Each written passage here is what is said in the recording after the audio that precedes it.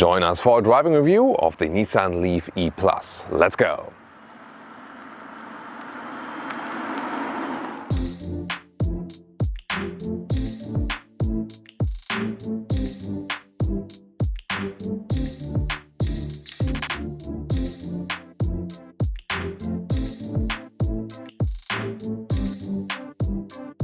In the front we can see a friendly face, and here the unit there leads over to the headlamps, standard with halogen still in lowest trims, but then middle higher trims always get then the LED and also a nice daytime running light right here. A striking blue, Thomas blue color for today.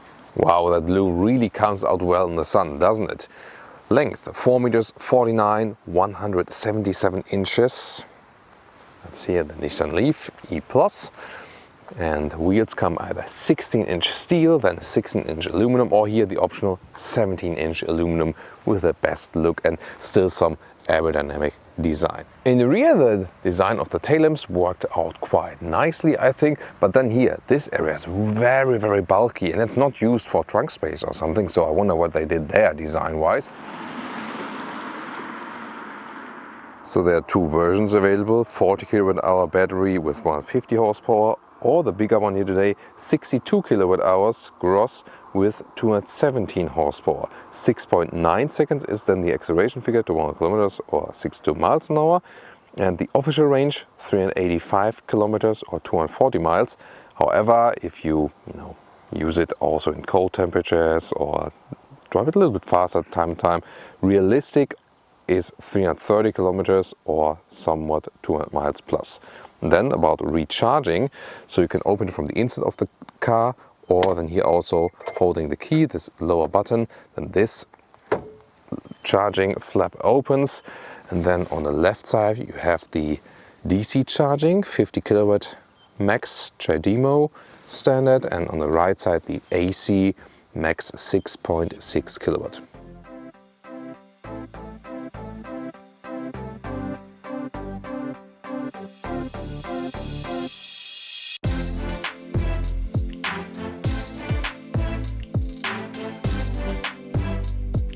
A rather modern steering wheel, and the seats, they are here optional. Some microfiber inserts here, but then this is indeed animal skin, of course not making sense for a sustainable electric vehicle, but usually the standard seat would just be fabric, and there's also a mix of fabric inside and some leatherette inserts on the outside available, so both is possible. So most Leaf will drive with black fabric seats.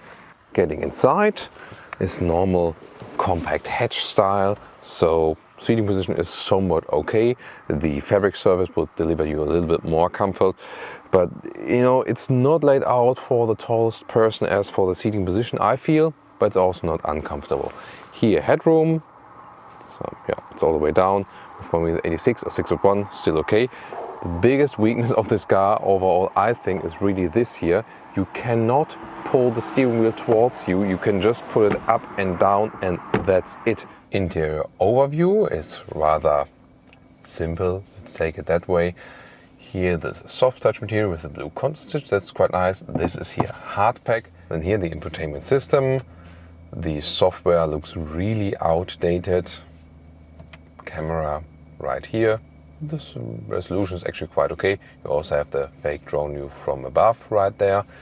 And most important thing then probably will be using the Apple CarPlay, where the integration is actually quite decent right here. These are the instruments, right side analog, left side digital, and then you can have digital speed, for example, or assistance systems change. And yeah, these lane keeping warners, for example, I usually have them deactivated because they're really, really annoying. The lower area here, you start the car, this is then the smartphone connection, Apple CarPlay, Android Auto, and also for the seat heating next to 12-volt power supply. And this is quite interesting here, the shifting lever. This is reverse, this is D mode, and then this is B mode. B mode, a little bit more recuperation, and even more recuperation here with this toggle switch here with the E pedal, and then you basically do not need the brake at all unless there's really emergency braking. Rear seating, of course, also simple materials here at the rear doors. And then when I have the seat as I would be driving, yeah, I have to be careful here not to hit my head. And you see it does fit for tall adults, also when the tall adult is driving. Also headroom wise, it exactly fits, but nothing more. And you see here how high my knees are in comparison to the front seat.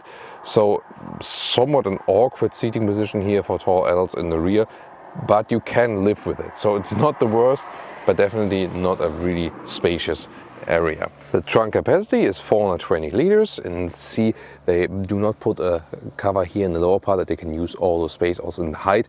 But then of course here when you fold the seats you have this step here, cabin trolley on the inside. Well, the normal cable is just here. You can also store it in this bag, but electric vehicle users know that at some point when you recharge quite frequently with these cables, you don't store in that well again.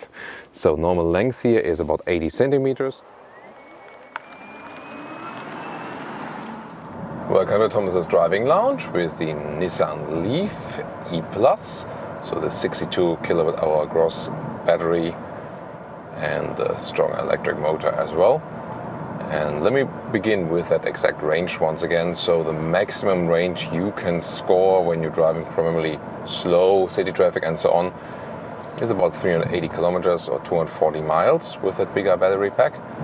And when you then drive also maybe a little bit of motorway at subtle speed and so on, so a little bit more high-speed driving or higher speed driving, then you rather score some consumption figures of about 17 kilowatt hours on 1 kilometers or 27 kilowatt hours on 100 miles. And that then means that the range rather goes towards 330 kilometers or 200 miles plus. But indeed, the electric vehicles, they drain even more when they drive then, at the really, really high speeds. But that's also not what this car is laid out to be, more here in the city traffic. And let's begin with some of the features. Steering actually conveys a quite good feeling. There's no dead zone area. It's easy to steer it, but it doesn't feel unnatural. So I think steering feeling wise, it did a good job. Suspension wise, we are not the biggest fan of that. We do have the optional 17-inch wheels here. They of course look cooler with that vehicle. I have to say that the looks of this vehicle is not the primary focus as either. So maybe I would even stick with the 16-inch ones to make the ride more comfortable, because I'm really not satisfied with the suspension when we're going over some bumps here, like sewage systems, covers and so on. It gets quite rough. So suspension to me one of the biggest weaknesses of this vehicle.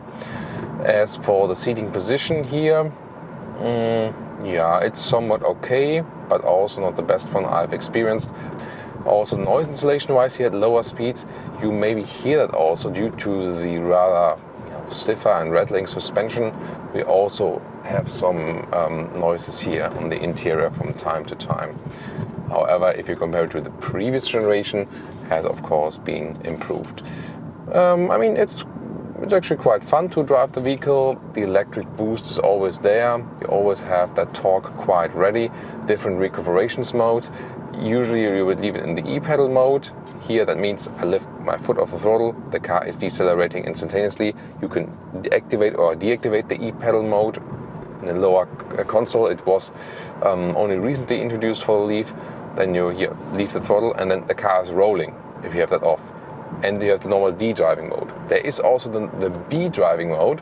This is then also giving a little bit more recuperation. So acceleration now, 45 kilometers, 40 kilometers.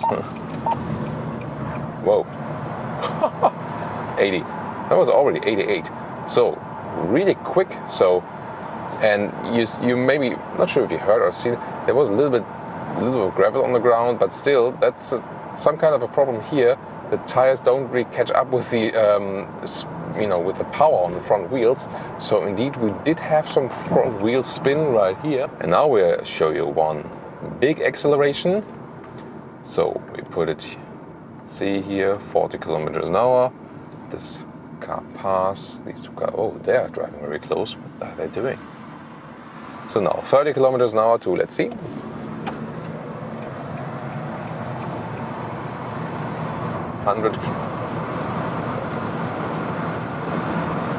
140 kilometers an hour. Really nice acceleration. And now the top speed. Whoa. Is that even true? Goes 165 kilometers an hour. That's a little bit more than I would have expected. And you hear that noise insulation, of course, not the most ideal one. It's quite noisy now in here. And then also in this moment when I'm driving the maximum speed, also the energy consumption, of course, goes all the way up. And now to our conclusion for today with the Nissan Leaf E+. Exterior-wise, it's rather standard compact vehicle, nothing too fancy. Interior-wise, not the best build quality, but at least somewhat straightforward user interface. The infotainment system quite updated, but most of the time you would probably just use the smartphone connection. As for the space that is being offered, it's not the most comfortable car either. On the rear, it does fit also with tall Ls, but barely. And the trunk also not well used, but still you can fit a lot of things in there. Most of the things we can examine are rather mediocre, not really standing out, but also not too bad. That's the scheme about this vehicle. Driving, also quite decent. Again, nothing special. Suspension is somewhat a little bit rough. However, there's a good acceleration forward, definitely. That's a lot of fun. And steering input is also quite nice. And also the projected range was rather fulfilled, so it's also rather an efficient vehicle, especially when you also have the heat pump, which is included in the most models, unless you really floor it out on the motorway, but that's the thing with all electric vehicles. So overall, I think, it's not a standing out vehicle, has never been like that, but it is being very successful because for the price, you get a very decent range, and that's still the case. And if you then compare the new competitors, they are actually better in most ways. Driving dynamics, interior build quality, styling maybe, space that is being offered and so on. The Nissan Leaf cannot, stand out with these points. But then again, if you take a look at what you get from the battery or for the range for that price, then the Nissan Leaf is still somewhat attractive, so you would go for that if you don't expect too much actually, but want a rather cheap electric vehicle which is still good in the price-performance ratio. My biggest concern is really the steering wheel that you cannot put towards you just up and down. That's one of the biggest flaws of this vehicle. If they would fix that, that would be already quite something. It's not too expensive to fix that actually. So, what are your thoughts to the Nissan Leaf here in this version? At least some Thomas blue color here for me today. That was rather pleasing. So, thank you so much for tuning in today. Also tune in to more electric vehicle reviews here.